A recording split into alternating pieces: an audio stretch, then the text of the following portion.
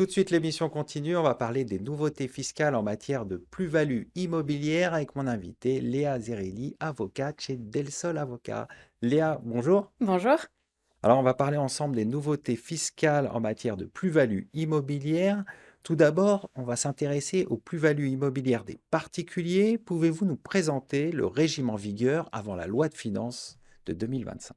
Oui, tout à fait. Donc, les plus-values immobilières des particuliers, jusqu'à présent, étaient taxées de la même manière, que ce soit pour des personnes physiques qui ne donnaient pas en location leurs biens ou pour des personnes physiques qui les donnaient en location, que ce soit en location meublée ou nue. L'imposition, c'était, donc une imposition au taux de 19 d'impôt sur le revenu et 17,2 de prélèvements sociaux, après, application de divers abattements, notamment pour durée de détention, avec une exonération totale au bout de 30 ans, ou bien une exonération également totale, quand on cède sa résidence principale. Ce qui est important de regarder ici et ce sur quoi le législateur a joué, c'est notamment sur le calcul de cette plus-value immobilière.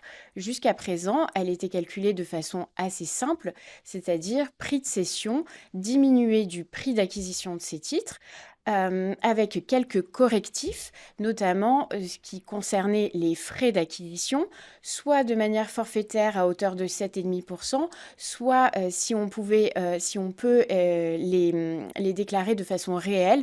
Donc on va prendre le montant des droits d'enregistrement et les frais de notaire. Donc majorer ce prix d'acquisition de ces frais-là et également des frais pour travaux réalisés qui sont des frais donc, de gros travaux type construction, reconstruction, agrandissement ou amélioration. Et dans ce cas-là, c'est le même système. Soit on a un mécanisme réel, donc on va prendre les factures les unes avec les autres que l'on va ajouter à notre prix d'acquisition, soit on va prendre un régime forfaitaire qui peut être de 15%, mais il y a une condition à remplir dans ce cas-là, c'est d'avoir détenu son immeuble depuis plus de 5 ans.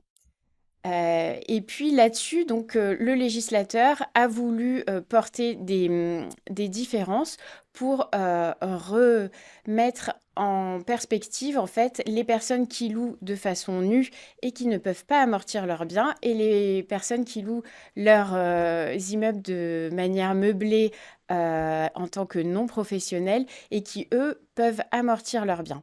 Alors justement, vous évoquez les modifications du législateur. Quels sont les principaux changements? Donc en fait, le législateur, dans son article 84 de la loi de finances pour 2025, a prévu de minorer en fait le prix d'acquisition des immeubles du montant des amortissements qui sont pratiqués par les loueurs en meublé non professionnels. Donc cela vient essayer de corriger une distorsion qu'il y avait entre les loueurs nus et les loueurs meublés non professionnels qui, eux, pendant toute la durée de leur location, peuvent déduire un amortissement. Désormais, cet amortissement viendra augmenter, en fait, de manière théorique, le montant de leur plus-value. Et donc, ils auront une imposition qui pourrait être plus élevée dans ce cas-là. Néanmoins, le législateur a quand même prévu des dispositifs dérogatoires, notamment cet amortissement ne sera pas pris en compte pour tout ce qui est logement à caractère de résidence étudiante, de logements médico-sociaux dans des établissements médico-sociaux, des établissements sociaux, des résidences type EHPAD également. Et il a également prévu un mécanisme pour inciter en fait les contribuables à continuer à réaliser des travaux de grosse importance dans leurs immeubles pour que les logements soient toujours plus décents pour les locataires. Et donc les amortissements qui sont liés à ces travaux d'agrandissement, d'amélioration, de reconstruction ne seront pas pris en compte dans cette nouvelle façon de calculer ces plus-values immobilières. On va s'intéresser à un autre point concernant l'exonération des plus-values immobilières de cession de droits de surélévation. Est-ce qu'il y a des changements? En fait, non, c'est seulement un mécanisme qui est prorogé pour une durée de 2 ans, donc jusqu'au 31 décembre 2026, parce que sinon il venait à terme au 31 décembre 2024. Et donc il va permettre en fait d'être exonéré sur cette plus-value de cession, donc de droits de surélévation, si l'acquéreur prend l'engagement dans une durée de 4 ans de créer des logements à destination de l'habitation.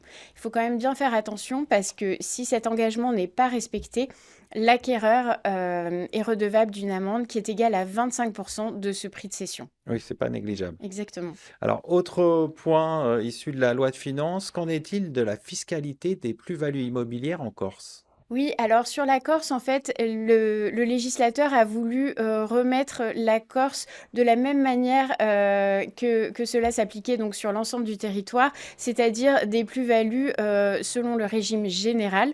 En fait, en 2024, un dispositif particulier permettant un abattement de 60% sur le calcul de ces plus-values était applicable, mais ne permettait plus aux Corses de bénéficier des abattements généraux pour durée de détention. Donc pour vouloir remettre en fait tout le monde à égalité, cet abattement spécifique ne s'applique plus et désormais les Corses peuvent à nouveau bénéficier de ces abattements pour durée de détention qui sont quand même importants. Aujourd'hui, quel bilan faites-vous de l'ensemble de ces modifications?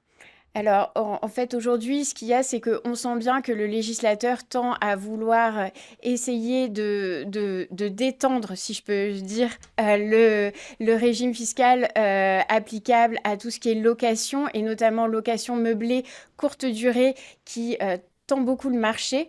Et donc, pour permettre aux contribuables de ne plus hésiter entre de la location nue sur des plus longues durées et de la location courte durée. On sent que les deux régimes ont tendance à se rapprocher les uns les autres. Est-ce qu'il y a des bonnes pratiques à conseiller aux contribuables qui nous écoutent, qui nous regardent? Alors sur ce nouveau mécanisme donc de prise en compte des amortissements, il va falloir faire attention parce que sur la durée, on peut avoir des périodes pendant lesquelles on va louer le bien et puis des périodes pendant lesquelles ce bien ne sera plus loué.